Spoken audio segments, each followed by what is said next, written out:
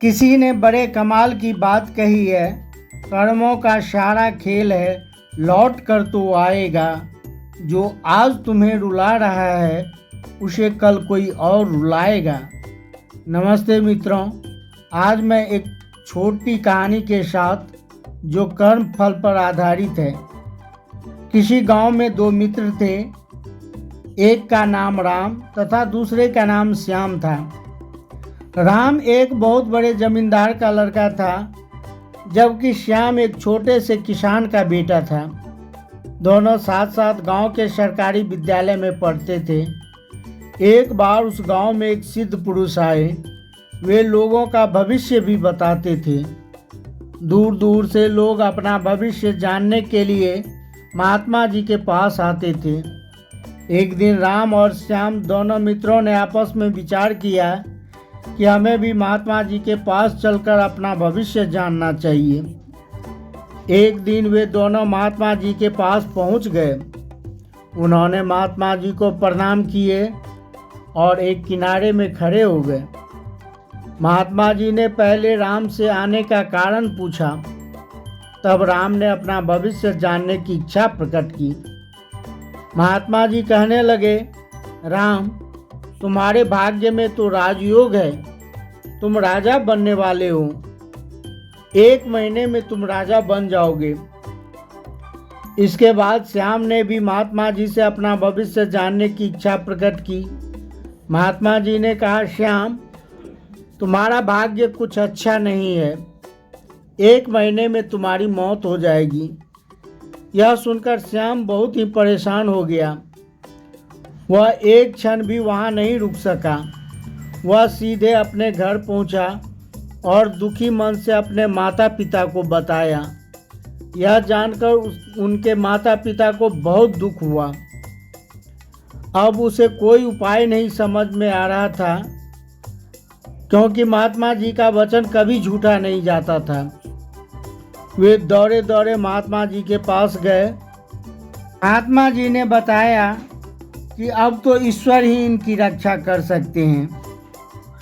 वे शीघ्र ही भगवान से अपने बेटे की प्राण के लिए श्याम को साथ लेकर चल दिए। अब हर समय वह भगवान का ही नाम लेते जा रहे थे। अब उनके सामने केवल एक ही आस रह गया था, प्रभु का स्मरण और उनका दर्शन। वे काशी, मथुरा, वृंदावन सभी तीर्थ स्थलों के चक्कर लगाते रहे। हर समय हर क्षण ईश्वर का नाम जपते रहे। एक क्षण के लिए भी वह ईश्वर को नहीं भूल सका। इसके सिवा उसे कुछ और याद ही न रहा। इस तरह उसके 1 महीने गुजर गए, लेकिन उसे कुछ नहीं हुआ। उधर राम, जो जमींदार का लड़का था, उसने जब से सुना कि उसके भाग में राजयोग है और वह राजा बनेगा, तब से वह बड़ा ही उद्दंड हो गया। लोगों को प्रायः सताने लगा। कभी बूढ़ों को सताता तो कभी बच्चों को, कभी लोगों की फसलों को नष्ट कर देता। लोग उससे काफ़ी परेशान हो चुके थे। लोग उसे कुछ कह भी नहीं पाते थे, क्योंकि उनके पिताजी बहुत बड़े जमींदार थे। राम भी अपनी अकड़ दिखाता कि हम राजा बनेंगे तो तब तुम्हें बताएंगे। लोग मन ही मन उसे बहुत कोसने लगे, पर कुछ भी कर नहीं पाते थे। इस तरह से 1 महीना का समय गुजर गया, लेकिन वह राजा नहीं बन सका।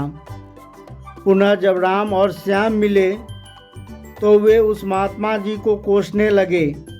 कहने लगे, यह महात्मा जी तो ढोंगी है, लोगों को अनाप शनाप बताकर उन्हें भ्रमित करते हैं। फिर उन दोनों ने महात्मा जी के पास जाने का निश्चय किया। एक दिन राम और श्याम महात्मा जी के पास पहुंच गए। महात्मा जी को इन दोनों ने भला बुरा कहना शुरू किया। तब महात्मा जी शांत भाव से बोले, तुम शांति से बैठो। ऐसा क्यों नहीं हुआ, इसका क्या कारण है, मैं तुम्हें बताता हूँ। महात्मा जी ने पहले श्याम से पूछा कि तुमने इस 1 महीने में क्या किया। तब श्याम ने विस्तार पूर्वक बताया कि किस तरह से वे सभी तीर्थ स्थलों के भ्रमण किए। एक क्षण के लिए भी वे ईश्वर को नहीं भूले। सभी देवी देवताओं के दर्शन किए। जिस किसी के साथ गलत व्यवहार किए थे उससे क्षमा मांगे। महात्मा जी ने पुनः राम से पूछा कि तुमने इस 1 महीने में क्या किया। तब राम ने बताया कि इस बीच उन्होंने लोगों को खूब सताया, उनके साथ अभद्रतापूर्ण व्यवहार किए, लोगों के फसलों को भी नुकसान पहुंचाए और भी कई तरह से गलत कार्यों में संलग्न रहे। तब महात्मा जी ने बताया कि अपने अपने कर्मों की वजह से आज तुम यहाँ खड़े हो।